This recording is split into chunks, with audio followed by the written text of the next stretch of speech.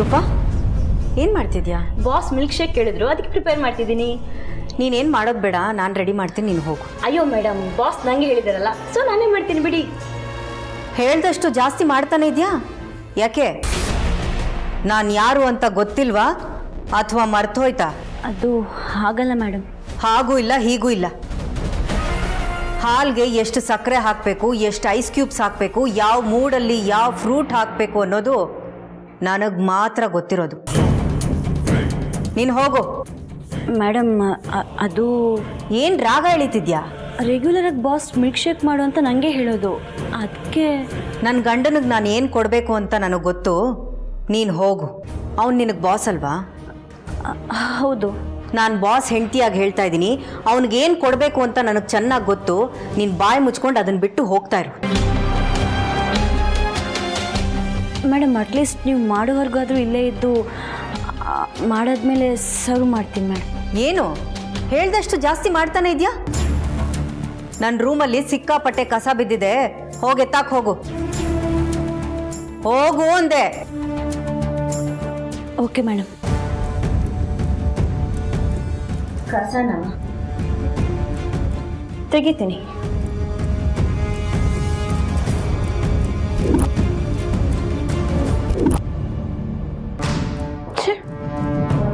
ಏನು ಭಾರಿ ದೊಡ್ಡ ಲಾಡಿ ಇವಳು, ಎಲ್ಲ ಇವಳು ಹೇಳಿದ್ ಕೇಳ್ಬಿಡ್ತಾರೆ.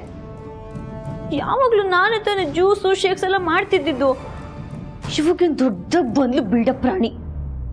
ಛೇ, ಬರಲಿ ಲೀಲಾ ಮೇಡಮ್ ಮನೆಗೆ ಬರಲಿ, ಸರಿಯಾಗಿದೆ ಮಾರಿ ಹಬ್ಬ. ಛೇ, ರೂಮ್ ಕ್ಲೀನ್ ಮಾಡಬೇಕಾ? ಮಾಡ್ತೀನಿ. ಹಾಗೆ ನಿನ್ನ ಮನಸ್ಸಿಗೆ 2 ಲೀಟರ್ ಫಿನಾಲ್ ಹಾಕಿ ಬಾತ್ರೂಮ್ ಆ್ಯಸಿಡ್ ಹಾಕಿ ತಿಕ್ಕಿ ತಿಕ್ಕಿ ತಿಕ್ಕಿ ತೊಳಿಬೇಕು. ಹಂಗೆ ತೊಳೆದ್ರೂ ನಿನ್ನ ಮನಸ್ಸಲ್ಲಿರೋ ಕೆಟ್ಟ ಬುದ್ಧಿ, ಕೆಟ್ಟ ಯೋಚನೆ ಯಾವುದೂ ಹೋಗಲ್ಲ. ಛೇ, ರೂಮ್ ಕ್ಲೀನ್ ಆಗಿದೆಯಲ್ಲ, ಇನ್ನೇನು ಕ್ಲೀನ್ ಮಾಡೋದು? ನನ್ನ ಕರ್ಮ.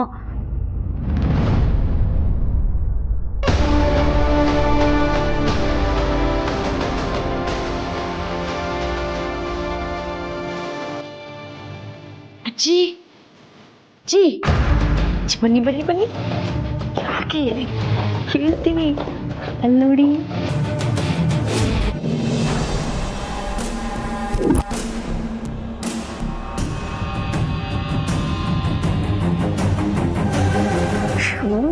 ಎಂತ ಟೇಬಲ್ ಕಲ್ತಿದೆಯೇ?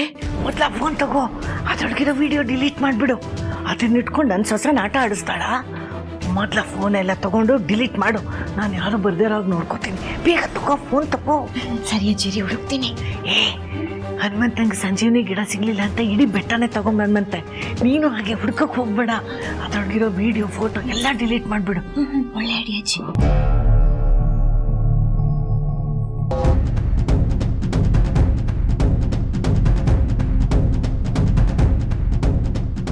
ಇದು ಸ್ಲೋ ಪಾಯ್ಸನ್ ಅಭಿ. ಇದನ್ನ ನೀನಿವತ್ತು ಕುಡಿತ್ಯಾ, ತುಂಬ ಚೆನ್ನಾಗಿರುತ್ತೆ. ನಾಳೆ ನಿನ್ನ ಆರೋಗ್ಯ ಕೆಡೋದಕ್ಕೆ ಶುರುವಾಗುತ್ತೆ. ಆಚೆ ನಾಡಿದ್ದು ಮೂರ್ಛೆ ಹೋಗಿ ಆಸ್ಪತ್ರೆಗೆ ಸೇರ್ಕೋತ್ಯಾ. ಆಮೇಲೆ 4ನೇ ದಿನ ಹೆಣ ಆಗಿ ಮನೆಗೆ ಬರ್ತ್ಯಾ.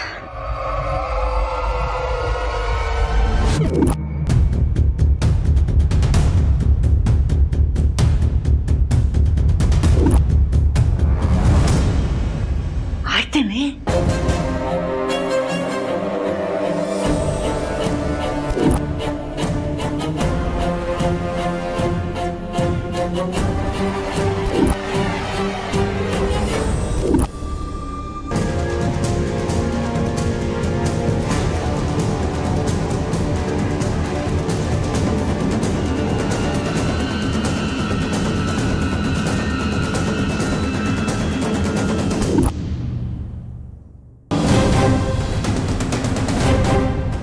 ಅಯ್ಯೋ ಅಜ್ಜಿ, ಓಪನ್ ಆಗ್ತಿಲ್ಲ, ಪಾಸ್ವರ್ಡ್ ಇದೆ. ದೇವ್ರೆ, ಅವ್ಳು ಬಂದ್ಬಿಟ್ರೆ ಏನಪ್ಪ ಮಾಡೋದು? ಸಿಕ್ಕಾಕೊಂಡ್ಬಿಡ್ತೀವಲ್ಲ. ಏನಾದರೂ ಮಾಡೇ. ಆಗ್ತಿಲ್ಲ ಅಜ್ಜಿ. ಕೊಡಲಿಲ್ಲ, ಟ್ರೈ ಮಾಡ್ತೀನಿ.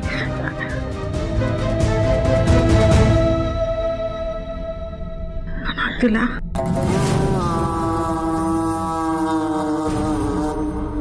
Abhi milk shake. ಒಂಥರ ಬಾ ಕೂತ್ಕೊಂಡು ನಿನ್ನ ಹತ್ರ ಸ್ವಲ್ಪ ಮಾತಾಡಬೇಕು.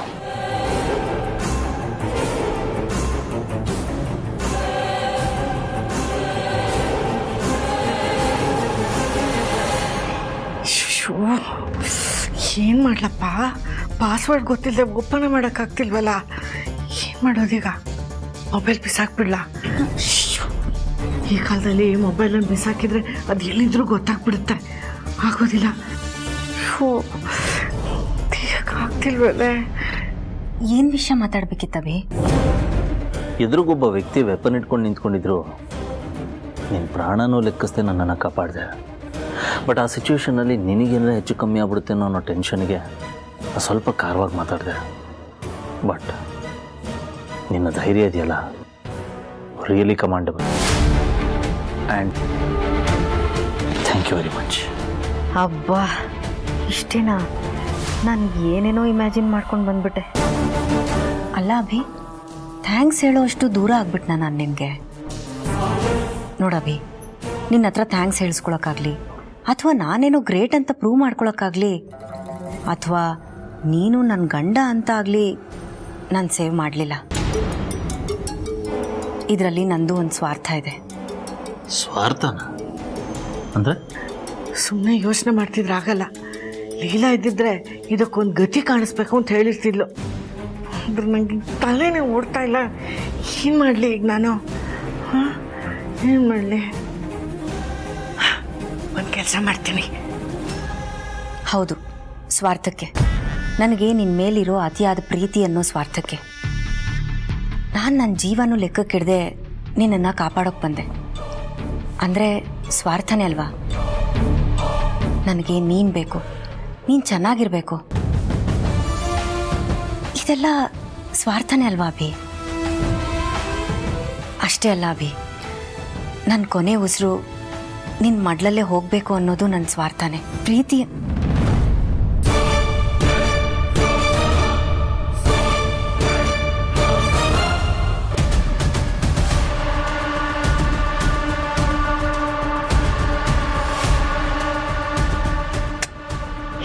ಇದನ್ನು ಸೈಲೆಂಟ್ ಮಾಡೋದು ಹೇಗೆ? ಅಜ್ಜಿ, ಮೇಲ್ಗಡೆ ಒಂದು ಬಟನ್ ಇದೆ ಲೆಫ್ಟ್ ಸೈಡಲ್ಲಿ, ಅದನ್ನ ಕೆಳಕ್ಕೆ ಮಾಡಿ.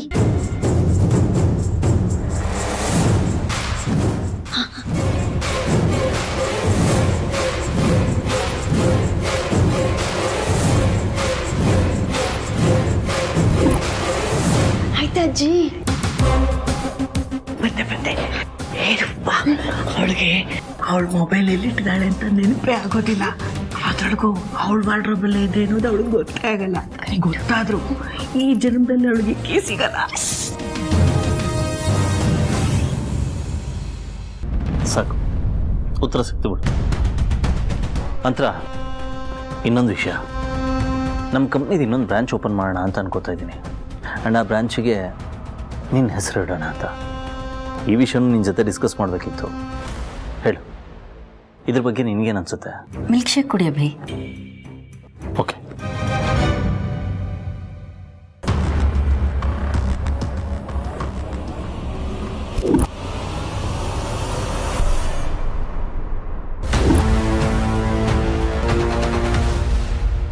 ಕೆಲವೊಂದು ಮನೇಲಿ ತಾಯಿ ನನಗೆ ಹುಡುಗಿ ಇಷ್ಟ ಆಗಿಲ್ಲ ಅಂತ ಮದುವೆ ಬೇಡ ಅಂತಂದ್ರೂ ಮಗ ಒತ್ತಾಯ ಮಾಡಿ ಹೋರಾಟ ಮಾಡಿ ಹುಡುಗಿನ ಕರ್ಕೊಂಡು ಬಂದು ಮದುವೆ ಮಾಡ್ಕೋತಾನೆ, ಅಮ್ಮನ್ನ ಅತ್ತೆ ಮಾಡ್ತಾನೆ. ಅಲ್ಲಿಂದ ಹೋರಾಟ ಶುರು.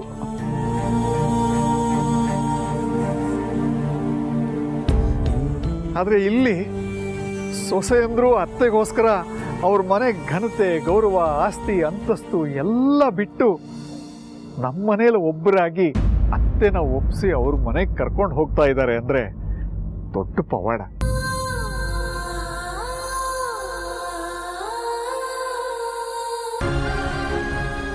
ದೇವರು ಪ್ರತ್ಯಕ್ಷ ಆಗ್ತಾನೆ ಅಂದ್ರೆ ಅದು ಪವಾಡನೆ. ಆದ್ರೆ ಇಲ್ಲಿ ನಮ್ಮ ಪಾಲಿನ ದೇವರು ಯಾವಾಗಲೂ ಪ್ರತ್ಯಕ್ಷ ಆಗಿದ್ದಾನೆ.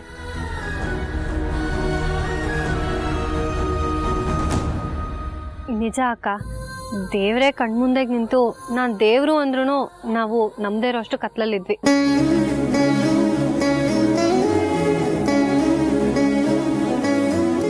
ಆದ್ರೆ ಈಗ ಕತ್ಲೆಲ್ಲ ಕರಗಿ ಬೆಳಕು ಬಂದಿದೆ. ಆ ಬೆಳಕು ಇಡೀ ಮನೆ ಹಬ್ಬಬೇಕು, ಹಬ್ಬ ಆಗ್ಬೇಕು, ಅಷ್ಟೇ ನಮ್ಮ ಉದ್ದೇಶ.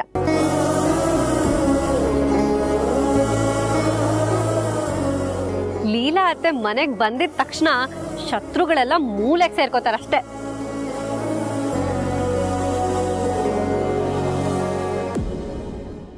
ನೀವೆಲ್ಲರೂ ನನ್ನ ಮೇಲೆ ಇಷ್ಟೊಂದು ನಂಬಿಕೆ ಇಟ್ಟಿದ್ದೀರಾ.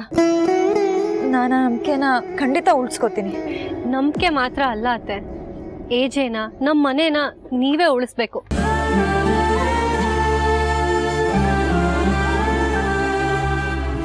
ನನ್ನ ಮಗಳು ಒಂದ್ಸಲಿ ಮಾತು ಕೊಟ್ರೆ ಮುಗೀತು. ಯುದ್ಧ ಆದ್ರೂ ಹಿಂತಿರುಗಿ ನೋಡಲ್ಲ. ಚಿಕ್ಕ ವಯಸ್ಸಂದನೋ ಇವಳು ಹೀಗೇನೆ.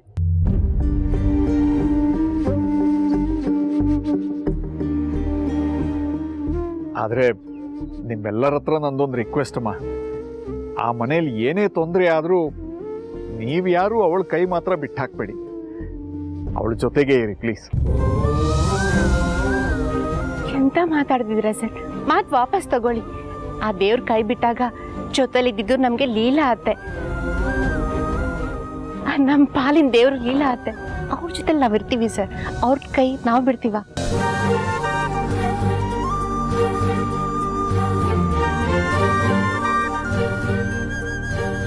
ಅಪ್ಪ ಅಮ್ಮ ಹೋಗಿ ಬರ್ತೀನಿ. ಜೋಪಾನಮ್ಮ. ಅಪ್ಪ ಈ ಮಾತನ್ನ ನನ್ನ ಶತ್ರುಗೆ ಹೇಳಿ. ಯಾಕೆಂದ್ರೆ ಅಲ್ಲಿಗೆ ಹೋಗ್ತಿರೋದು ಲೀಲಾ ಅಭಿರಾಮ್ ಜಯಶಂಕರ್.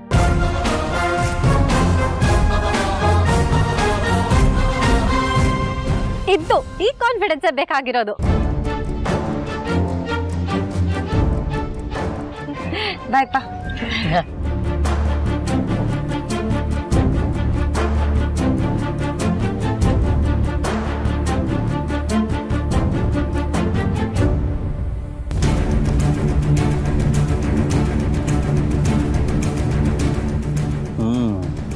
ತುಂಬ ಚೆನ್ನಾಗಿದೆ.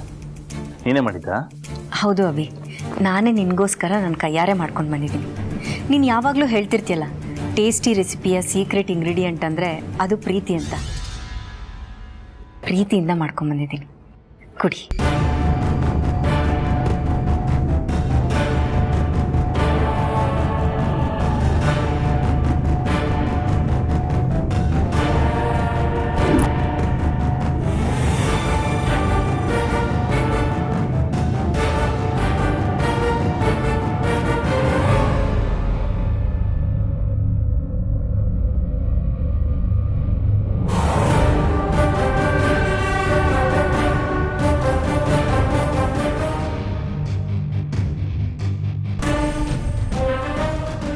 ಪರ್ಫೆಕ್ಟ್ ಅಂತರ.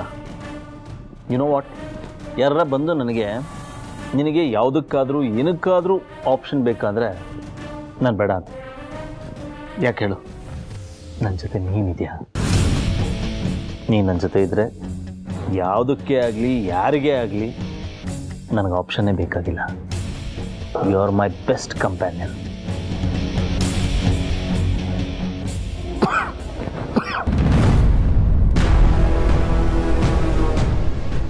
ಅಭಿ, ಏನಾಯ್ತು ಅಭಿ? ಅದೆಲ್ಲ ಯಾಕೋ ಎದೆ ಹಿಡ್ಕೊಂಡಂಗೆ ಆಗ್ತಾ ಇದೆ, ಗಂಟ್ಲೆಲ್ಲ ಉರಿತಾ ಇದೆ, ಉಸಿರಾಡಕ್ಕಾಗ್ತದೆ. ಪರವಾಗಿಲ್ವೇ? ಈ ಜಗತ್ತಲ್ಲಿ ನೆಟ್ವರ್ಕ್ ಮಾತ್ರ ಸ್ಪೀಡ್ ಅಂದ್ಕೊಂಡಿದ್ದೆ. ಅಯ್ಯಯ್ಯೋ, ವಿಷಾನು ಇಷ್ಟೊಂದು ಸ್ಪೀಡ್ ಇದೆ ಅಂತ ಇವತ್ತೇ ಗೊತ್ತಾಗಿದ್ದು. ಇನ್ಮೇಲೆ ನಿನ್ನ ಇಡೀ ಆಸ್ತಿ ನಂದು. ಈ ಮನೆಗೆ ಏಕೈಕ ಯಜಮಾನಿ ನಾನೇ. ಹೋಗ್ಬಾಬಿ, ಪಾಪ ಇಷ್ಟು ವರ್ಷ ಕಷ್ಟಪಟ್ಟು ದುಡ್ದಿದ್ಯಾ, ಇನ್ಮೇಲಾದರೂ ರೆಸ್ಟ್ ತಗೋ.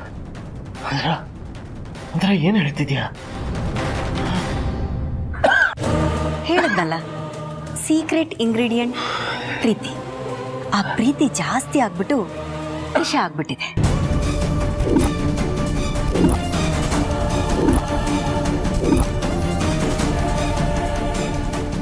ಒಂದೇ 1 ಟೀ ಸ್ಪೂನ್ ಪರ್ಫೆಕ್ಟ್ ಅಂತ ನೀನೇ ಹೋಗ್ಲಿದ್ಯಾ. ಈಗ ಏನು ಹೇಳ್ತಿದ್ಯಾ ಅಂದರೆ ಬೇಜಾರಾಗಲ್ವಾ? ಅಭಿ, ಪ್ಲೀಸ್ ಕಣೋ, ತುಂಬ ಕೆಂಬೇಡ, ನಂಗೆ ನೋಡೋಕ್ಕಾಗ್ತಿಲ್ಲ. ನೋಡು, ಹಾಗೆ ಕಣ್ಣು ಮುಚ್ಕೊಂಬಿಡು.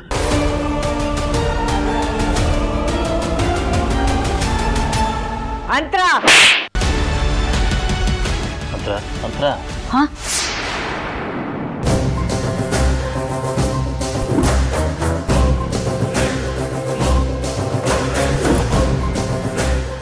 ಅಭಿ ಮಿಲ್ಕ್ ಶೇಕ್ ಕುಡ್ದೆ ಇಲ್ಲ, ಕುಡಿ.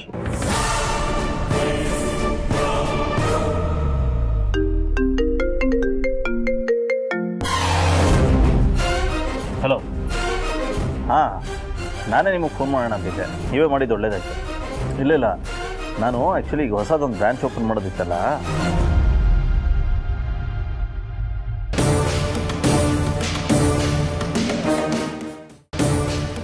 ಫೋನಲ್ಲಿಟ್ಟೆ.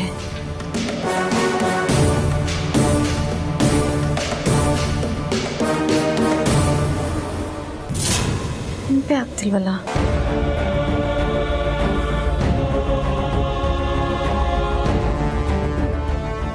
ಓ, ಎಲ್ಲಿಟ್ಟೆ ಛೇ, ನನ್ನ ಮೊಬೈಲ್ನ ನಾನು ಹೇಗೆ ಮರ್ತು ಹೋಗೋಕ್ಕೆ ಸಾಧ್ಯ? ಮಾಮೂಲಿ ಮೊಬೈಲ್ ಆಗಿದ್ರೆ ಹೋಗಲಿ ಅಂತ ಸುಮ್ಮನೆ ಆಗ್ಬಿಡ್ಬೋದಾಗಿತ್ತು. ಆದರೆ ಅದರಲ್ಲಿ ಎಷ್ಟು ಜನದ ಭವಿಷ್ಯ ಇದೆ. ಅದೇನಾದರೂ ಸಿಗಲಿಲ್ಲ ಅಂದರೆ ನನ್ನ ಭವಿಷ್ಯ ಸುಟ್ಟು ಬೂದಿ ಆಗೋಗುತ್ತೆ. ಎಲ್ಲಿಟ್ಟೆ ಪ್ರಾರ್ಥನಾ, ನೆನಪು ಮಾಡ್ಕೋ.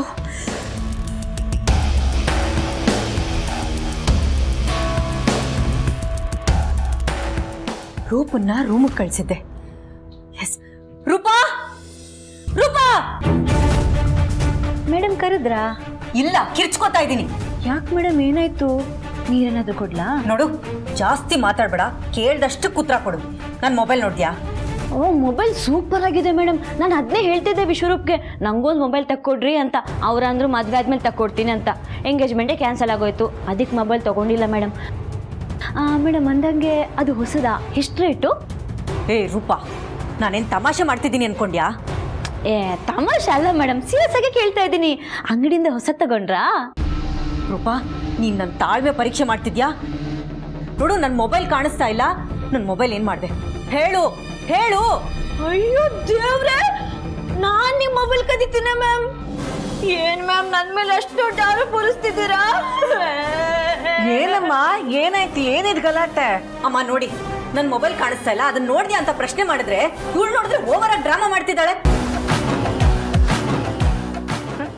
ಅಲ್ಲಮ್ಮ, ನಿನ್ ಮೊಬೈಲ್ ಅಂತ ನೀನೇ ಹೇಳ್ತಿದೀಯ, ಅದನ್ನ ಇವಳು ಇಟ್ಕೊಂಡು ಏನ್ ಮಾಡ್ತಾಳೆ?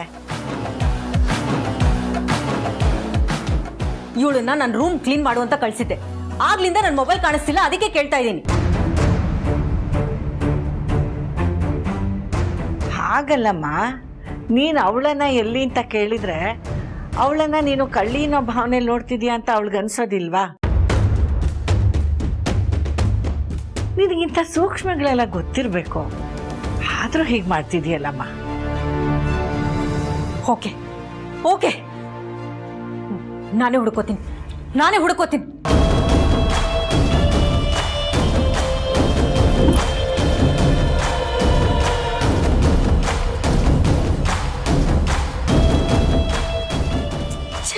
ನಾನು ಇಲ್ಲೆಲ್ಲ ಯಾಕೆ ಹೇಳ್ತೀನಿ?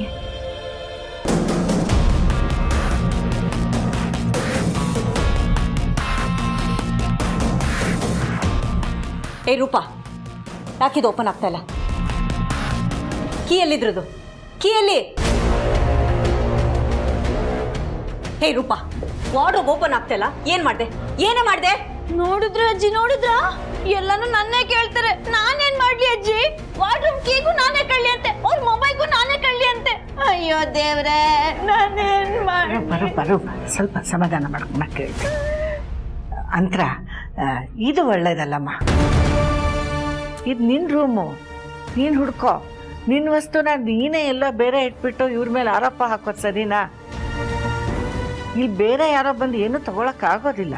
ಹುಡ್ಕು ಸರಿಯಾಗಿ. ನನಗೆ ಗೊತ್ತು ನೀನೇನೋ ಮಾಡಿದ್ಯಾ. ಏನು ಮಾಡಿದೆ ಅಂತ ಹೇಳು. ಅಂತರ, ಏನಾಯ್ತು? ಯಾಕೆ ಇಷ್ಟೊಂದು ವಾಯ್ಸ್ ರೈಸ್ ಮಾಡ್ತಿದ್ಯಾ? ಏನಿಲ್ಲ ಕಣೋ, ಅವಳ ಮೊಬೈಲ್ ಕಳೆದು ಹೋಗಿದೆಯಂತೆ, ಅದಕ್ಕೆ ರೂಪನ್ ಪ್ರಶ್ನೆ ಮಾಡ್ತಿದ್ದಾಳೆ. ಇವಳು ಹಾಗೆಲ್ಲ ತಗೊಳ್ಳೋ ಅಂತ ಹುಡುಗಿನ ನೀನೇ ಹೇಳು. ರೂಪ, ನೀ ಹೋಗು. ಸರಿ ಸರ್.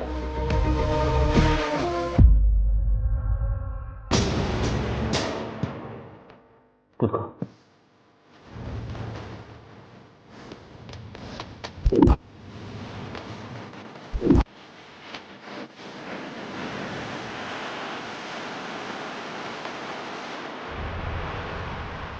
ಅಂತರ ಯಾಕೆ ಅಷ್ಟೊಂದು ಟೆನ್ಷನ್ ಮಾಡ್ಕೋತಾ ಇದೆಯಾ? ಮೊಬೈಲ್ ಫೋನ್ ತಾನೇ, ಒಂದಲ್ಲ 10 ಕೊಡಿಸ್ತೀನಿ ಬಿಡು. ಎಲ್ಲೋ ಇಟ್ಟಿರ್ತೀಯ ಅಥವಾ ಎಲ್ಲೋ ಏನೋ ಆಗಿ ಮರ್ತಿರ್ತೀಯ ಅಷ್ಟೇನೆ. ಯಾಕೆ ಅಷ್ಟೊಂದು ಟೆನ್ಷನ್ ಮಾಡ್ಕೋತಿದ್ಯಾ? ಇಲ್ಲ ಅಭಿ, ನೀನು ನನಗೆ 10 ಫೋನ್ ಕೊಡಿಸ್ಬೋದು, ಆದರೆ ನನಗೆ ಅದೇ ಫೋನ್ ಬೇಕು. ನೋಡು, ಫೋನ್ ಕಳೆದೋಗಿದೆ ಅಂತ ನಾನು ಕಂಪ್ಲೇಂಟ್ ಕೊಡ್ತೀನಿ. ಕಂಪ್ಲೇಂಟಾ? ಫೋನ್ಗೋಸ್ಕರ ಕಂಪ್ಲೇಂಟಾ? ನಾನಿದನ್ನು ಒಪ್ಪಲ್ಲ. ನೋಡು, ನಿನಗೆ ಯಾವ ಮೊಬೈಲ್ ಬೇಕು, ಯಾವ ಬ್ರ್ಯಾಂಡ್ ಬೇಕು ಅನ್ನೋದನ್ನು ಹೇಳು. ಜಗತ್ತಿನ ಬೆಸ್ಟ್ ಬ್ರ್ಯಾಂಡ್, ಬೆಸ್ಟ್ ಮೊಬೈಲ್ ನಾಳೆ ನಿನ್ನ ಕೈಯಲ್ಲಿರುತ್ತೆ. ಟೆನ್ಷನ್ ಮಾಡ್ಕೋಬೇಡ. ನನಗೆ ಯಾವ ಹೊಸ ಫೋನು ಬೇಡ ಅಭಿ, ನನಗೆ ನನ್ನ ಫೋನೇ ಬೇಕು. ಓ, ನನಗೇನು ಮಾಡಲಿ?